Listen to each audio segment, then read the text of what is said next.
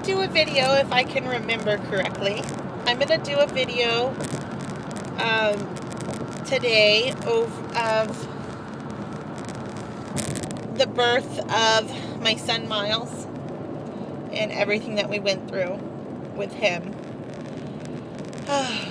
It was so long ago. We're coming up to his 7th birthday.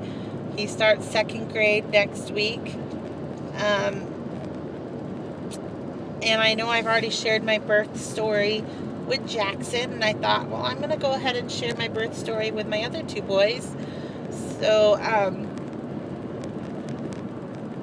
yeah, because everyone was different. So, with Miles, I went to my last doctor's appointment at 40 weeks on the dot. And my doctor, if you've been watching me through my pregnancy with Jackson, is not into induction. Especially on your first child, she will not induce you unless it is critical. She believes that inducing you, especially with your first one, is just going to lead to C-section, and she's very against it. So she had my appointment at 40 weeks and told me, yep. I begged her, please, is there anything you can do to help me? She wouldn't strip my membrane. She wouldn't do anything. She said, no, you need to go on your own, or at least until you're 2 weeks past your due date. So if you get to 2 weeks past your due date, then we will be doing an ultrasound, a stress test, and we will consider options then. But until then, your baby's staying put unless you put it into action. I was devastated. I was in so much pain. It was October, so the temperature had finally started to cool down. But, it was still quite warm here in California.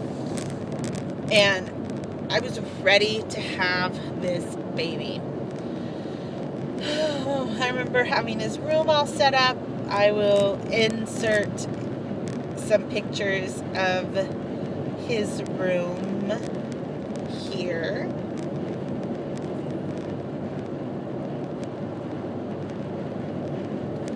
Isn't it cute? We lived in a tiny, tiny little old house on an acre, and it was, the rooms were tiny. It was cute and it was quaint, and I really, really liked his room. It was just simple and cheap. We had no money, so, we had to do what was given to us to decorate and, a lot of home projects, and it was really cute. So anyways, I was ready to have this baby. 2 days after that, at almost the stroke of midnight, I started having contractions. And there was no, I'm having contractions like all day long. I didn't have the Braxton Hicks. I just started having massive contractions and packed my bag and went to the hospital. There was no if, and, or but about it to me. I was in labor. I was having contractions. They weren't 5 minutes apart, but they were coming, and they were coming fast, and I was in pain. Like ready for an epidural pain. Please don't rear end me.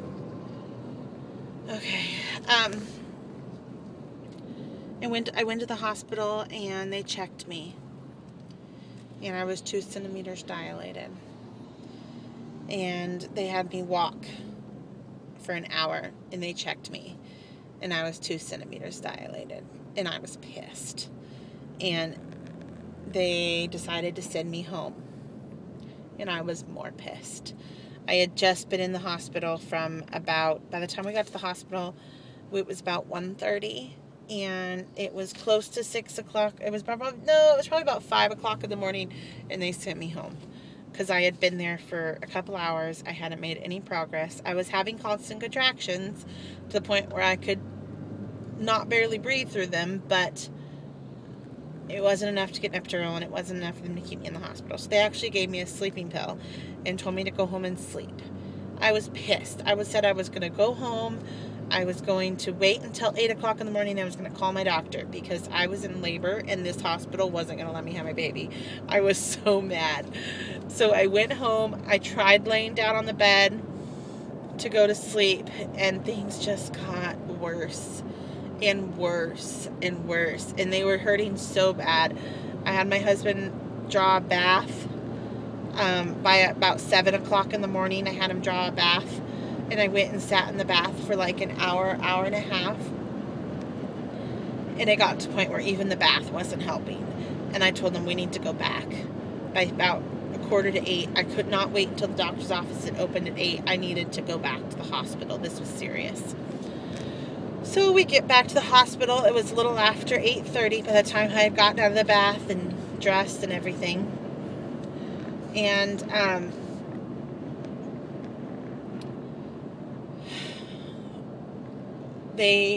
remember standing in the hallway as you enter the hospital, and I was almost screaming, and I was begging them, please don't send me home again. Please don't send me home again. And I remember the nurse looking at me going, honey, you ain't going home. You can barely talk. So I was like, thank God. So they got me in my room, and they ordered the epidural right there. And I still remember it was the nicest lady anesthesiologist, and I had the nicest nurse. She was probably the nicest nurse I've ever had. And she was leaving like the week after, moving out of state to go to some other hospital. And I remember the whole story. I don't even remember her name or anything, but I remember her and the anesthesiologist were talking about this new puppy that the anesthesiologist got, and they were sharing pictures. I'm screaming as they're trying to get the epidural in. It was horrible. So after the epidural, they checked me, and I was 8 centimeters. And I ended up going to sleep. And I slept until, I guess it was probably about 1:45 to 1 o'clock in the afternoon. And they checked me, and I was ready to go. And I'm so glad I had this nurse, because she really talked me through everything, because I had no idea what was happening. And she told me ahead of time that it's really smart if I remove the epidural, the medication from the epidural, before I start pushing, so that when I do start pushing, I can actually feel what's going on. Otherwise, I'll start pushing out my head. I'll just start pushing air out my head. So I agreed, okay, let's do it. If it makes the baby come out faster, let's do it. Then she said, it might not be your cup of tea, but I find that the women that use the mirror to see the baby come out, it helps them a lot, because they can see it, and they can see it moving, which encourages them to push harder. It's like, okay, let's do it. At that point, I was listening to everything that this nurse said. I had no want to see what was going on down there. No want to see what was going on down there. But I was like, if it's going to help, sure, I'm on board. So, a little after 1, we started pushing. The doctor came.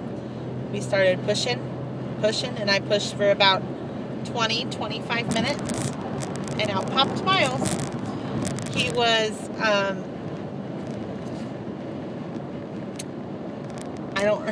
I'm drawing a blank. He was 8 pounds, 15 ounces or something like that. He was basically 9 pounds. And I started bleeding really bad after having him. And I remember the doctor telling the nurse that I'm bleeding, and the nurse looked at her and was like, is there anything you can do besides giving me this one medication? And she was like, I'm trying to get it to stop. And they couldn't. And what they ended up having to do, I don't remember what it was. I was so out of it. But they ended up giving me a shot of something up my bum to stop the bleeding. And they had told me that this shot, and this is why the nurse was asking not to give it to me, causes you to have a bowel movement uncontrollably. You won't be able to stop it. You won't be able to make it to the bathroom. And I was like, oh God, seriously, I just went through the most embarrassing thing is you can go through with your legs spread eagle on a table with how many people in the room, and now you're going to tell me that I'm going to poop all over myself? That's just great. That's fine and dandy. It's like, I guess if it saves my life, then that's better than nothing, but I was so upset. So they ended up doing that, and then I stayed in that room. They kept me in that room for a little over an hour.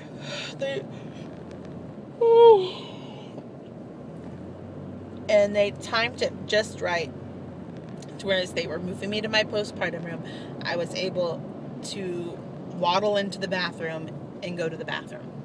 And I think they did that on purpose because they didn't want to move me into the postpartum room and then get me situated into the bed and then have to be able to get out and get everything done. So they left me in that postpartum room until they thought that the medication was going to work, and then they moved me into the bathroom and it was like, poop! Everything was out. And, but the bleeding stopped, so I'm glad that happened. So I had him at 1:37, I think it was, or 1:15, and I can't remember the details. I'm so bad. After 3 kids, they're all mixed up.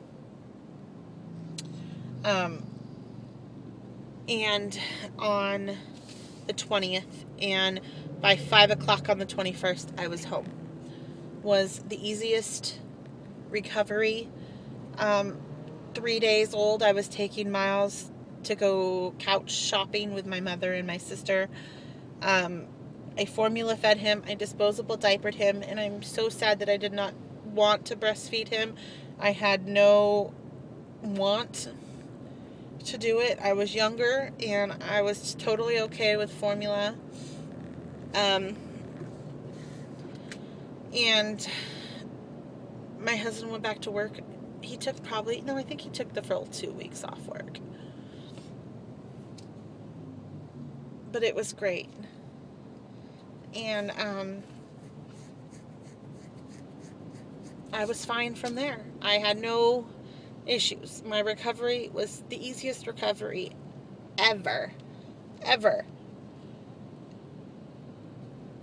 I wish this one was just even half as easy as that one was. Even half as easy as either one of mine.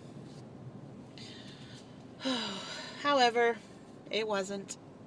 And that was how we brought our little Miles into the world. And you can go back, and a couple days ago, I posted his first year video. I've done one of those almost every year, except for the last, 2. I gotta do a compilation of both boys. Every year on their birthday, I make a video of the previous year, and we show it at their birthday party. However, the last 2 birthday parties, we haven't done anything. So I need to make a compilation and get those out so I can get back on track. Anyway, so you can go back and see his first year video and his second year video, and then over the next month or so, I'll post the rest that I have. The only problem is they have music in them, and then I find that they're getting flagged, and I'm like, ugh, whatever. And not everybody could see them and stuff, so that was the birth of my first son. I was 22 years old. We lived in a tiny little house. We drove a green Honda Civic back in 2005. A 2-door car. We had no idea what we were getting into. We formula fed, disposable diapered. He slept in his bassinet. We did not even go sleep at all. He was cute. So that's the birth of my first son, and I'll do another video here shortly with the birth of my second son. Have a good day, YouTube.